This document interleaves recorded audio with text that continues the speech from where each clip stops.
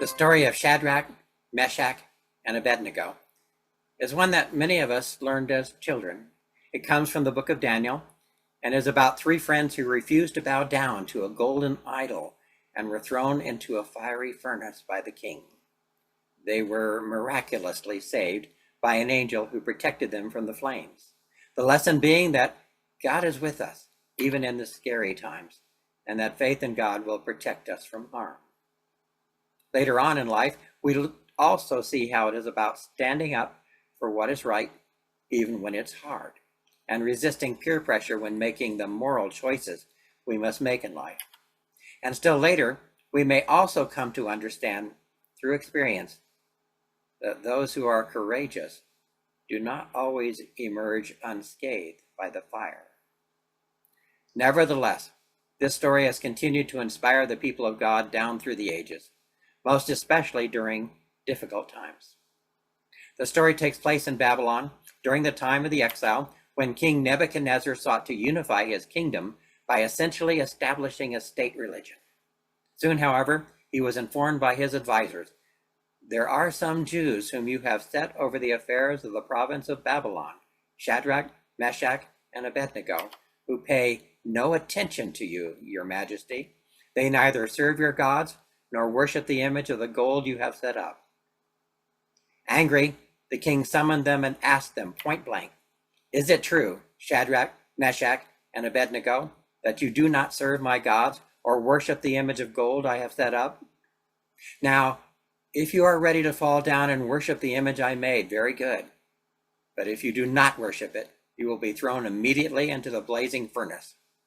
Then what God will be able to rescue you from my hand?" There's an answer to that question. They replied, "If we are thrown into the blazing furnace, the God we serve is able to deliver us from it, and he will deliver us from your majesty's hand. But even if he does not, we want you to know, your majesty, that we will not serve your gods or worship the image of gold you have set up."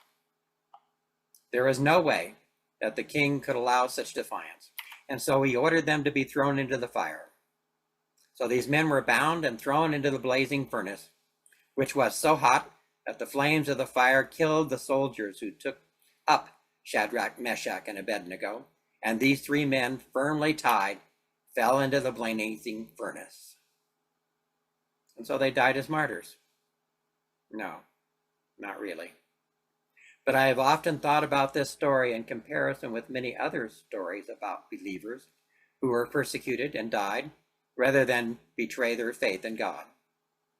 Clearly, Shadrach, Meshach, and Abednego were ready to do just that. And they made it clear that they understood what could happen. Their defiance of the king could result in their death, and yet still they would not bow. That is the even if in this story. Even if he does not save us, we want you to know, your majesty, that we will not serve your gods or worship the image of gold you have set up. The even if is important, for without it, there is no courage. It speaks of a faith so deep that the even if cannot change their determination to do what is right. Sometimes we view the story of Shadrach, Meshach, and Abednego only through the lens of those who cheated and read the ending first. But the truth is that these three were martyrs in the truest sense of the word. After all, the word martyr originates from the Greek word martys, which literally means witness. Originally, it referred to someone who bore testimony, particularly within a legal setting. So a martyr is anyone who bears witness, even if they don't die. The connection with those who died as a consequence of their faith came later, as so many actually did die as a consequence of their faith. I am haunted by the letter of Pliny the Younger to Emperor Trajan, which was written around 112 AD. In it, he calmly notes how he has interrogated those accused of being Christians, giving them multiple chances to deny their faith and offer prayers to Roman gods and the emperor's image, and then how he executed those who refused. Most of their stories have never been told, and their names have been forgotten. Nevertheless, as a Christian writer, Tertullian said in the 2nd century, the blood of the martyrs is the seed of the church, which is to say that the faith of those who died is itself undying. But to return to our story, that of course is not what happened in this case. Instead, we are told they were unharmed. And when Nebuchadnezzar himself peered into the fiery furnace, he could not believe what he saw. Weren't there 3 men that we tied up and threw into the fire, he said. I see 4 men walking around in the fire, unbound and unarmed. And the 4th looks like a son of the gods. Was this an angel? Or was this a preternatural appearance of Jesus, as some have argued? I'm going to go with an angel, although admittedly, Nebuchadnezzar did say that the 4th one kind of looked like the son of the gods. So maybe. The faithful 3 emerged from this experience without a hair on their head singed. Thanks be to God. Praise be to the God of Shadrach, Meshach, and Abednego, who has sent his angel and rescued his servants, Nebuchadnezzar said. They trusted in him and defied the king's command and were willing to give up their lives rather than serve or worship any god except their own God. Others have made a similar choice and not been so fortunate.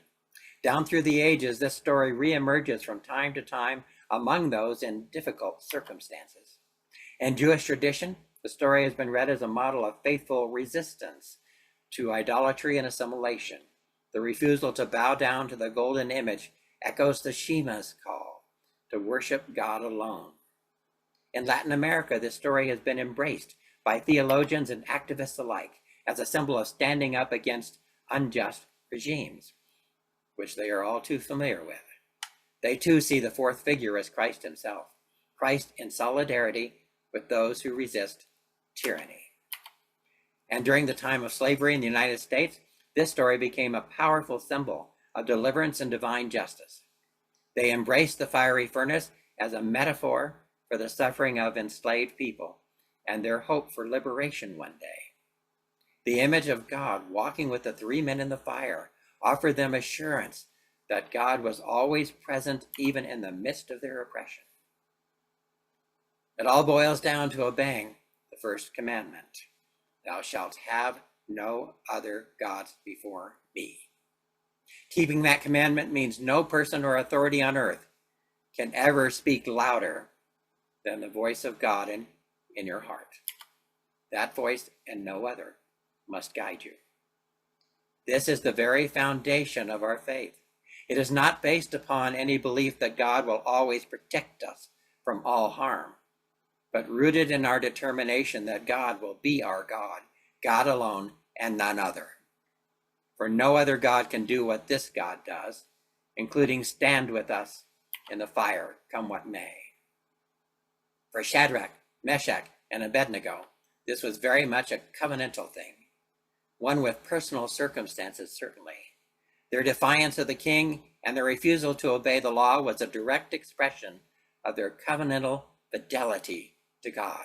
This had consequences for all the people of God, not just themselves.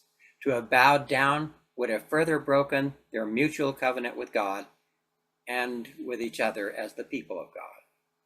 Sometimes, therefore, the choice is not just about you, but about you serving all the people of God by remaining faithful to God's call upon your heart. Your witness matters. So do not bow down. Make it God and no other, not just for your own sake, but for all of us together. Amen.